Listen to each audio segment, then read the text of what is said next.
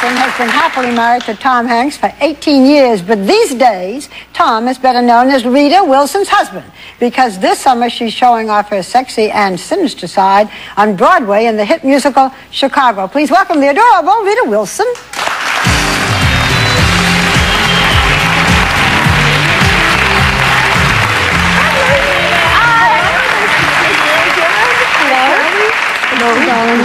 So listen, Rita, if you're married to Tom Hanks, who do you dream about? Yeah.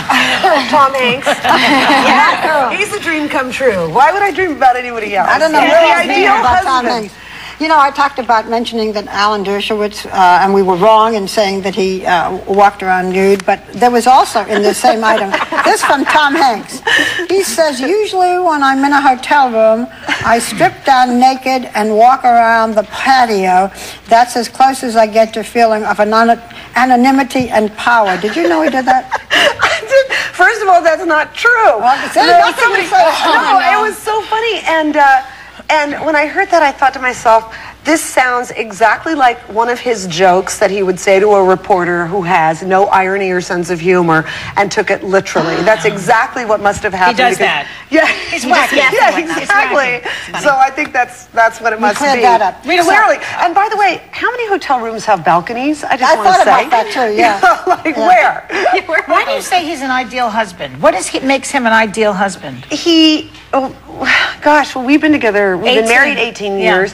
And how many children do you have? We have 4 children total, and I call them 2 children from my husband's first marriage, because they really are my own children. I mean, now I feel like they were so young when we got together.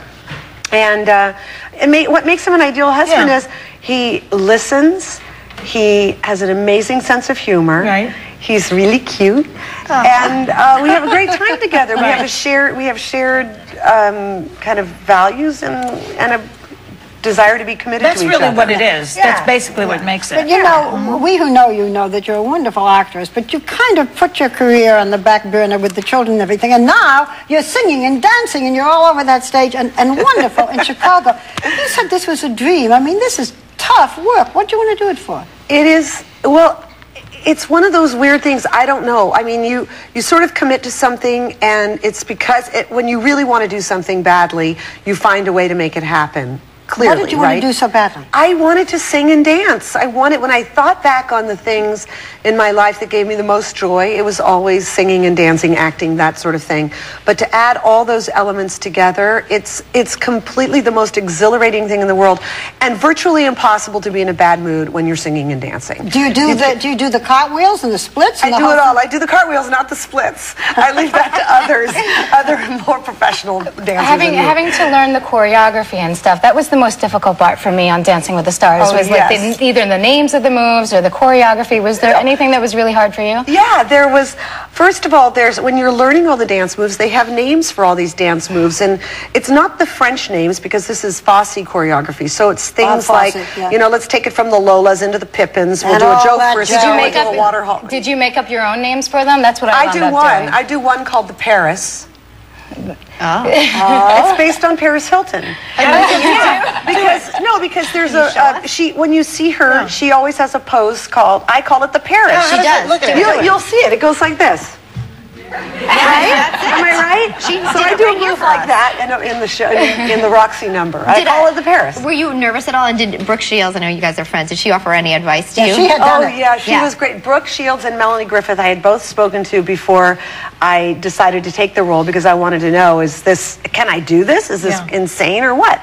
And they were both incredibly supportive, and Brooke said, Rita, you've got to do it. It's going to be the best thing you've ever done. There will be times you are standing on a street corner wishing that taxi would just veer off the street and knock you down, so that you could break your knees and get out of going to the show, because of, in the rehearsal period. Grueling. It's grueling in the rehearsal period, as you know. But are you getting in the best shape of your life now, though? I feel like your endurance and the numbers are getting easier to do. Mind, body, and soul. It's kind of, it kind of gets everything in shape. That's how I felt. I still want to take dance classes when I finish the show. Good for you. It's so much fun. I am all for it. How did you feel with Tom in the audience opening night? It was so funny, because I went to work that day and I said, well, what are you going to do? And he says, be nervous for you. And I said, you don't have to be nervous. It's going to be really fun. I'm prepared. It's okay. Yeah. And I think he felt very nervous until the first moment I came out, and then he said, "Oh, I could relax because I see." Did you think you were going to trip or something? Yeah, who knows exactly? You know. Do you have a Roxy voice? You know the voice. That No, not really. You use no. your same your own voice. Yeah. It's just the mannerisms in the role Exactly. of you sexy witch. I'm glad you think so much. Tom, in May, in the Da Vinci Code, had long hair. Okay? Yeah. So, of all the things people were talking about, they were commenting on his new long hair. What did you think about that? Don't you think that's so weird? I think it was so odd. It's so strange. It's sort of like actors change their hair all the time. Right. How about when he did Castaway and he had like the beard out to here and the crazy and hair it was with chunky the and then he got skinny. and chunky and skinny or whatever. It's so funny that straight hair. I think it's just because he could go like that with it. And people were like, "What? What is that?" You know?